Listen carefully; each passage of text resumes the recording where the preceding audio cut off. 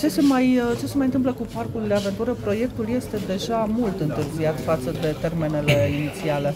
Da, într-adevăr, acest proiect este din anul 2016, bine, perioada de implementare este până în 2023 la sfârșit, dar într-adevăr ar fi trebuit să avem deja dotările la parc. Parcul este construit, dar din păcate nu am reușit să facem achiziția pentru tiroliană și pentru alte câteva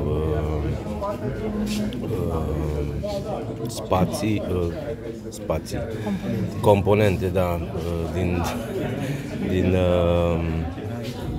din proiect. Datorită faptului că nu am găsit pur și simplu furnizor și nici o firmă autorizată care să ne furnizeze aceste echipamente.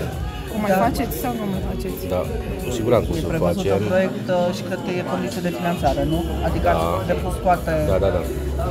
Am avut o discuție în vară cu o firmă de la Brașov, care era autorizată pe partea asta de tiroliene, au venit cu o altă propunere tehnică, deci au schimbat cumva propunerea inițială pentru tiroliană. Am agreat-o, dar din păcate de 2 luni așteptăm să ne prezinte proiectul și încă nu-l avem. Deci ce aveți exact la acest moment în afară de dealul terasat și accesul? Avem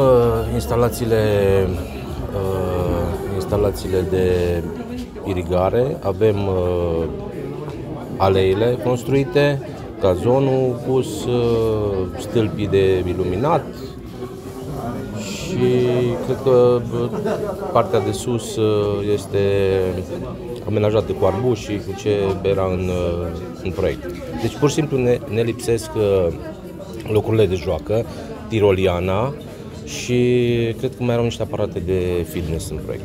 Cât a costat proiectul și de unde vine finanțarea? Finanțarea este pe POR și proiectul, nu mai rețin exact, cred că undeva la 3 milioane, aproximativ 3 milioane de lei. De lei? De lei, da. Mulțumim!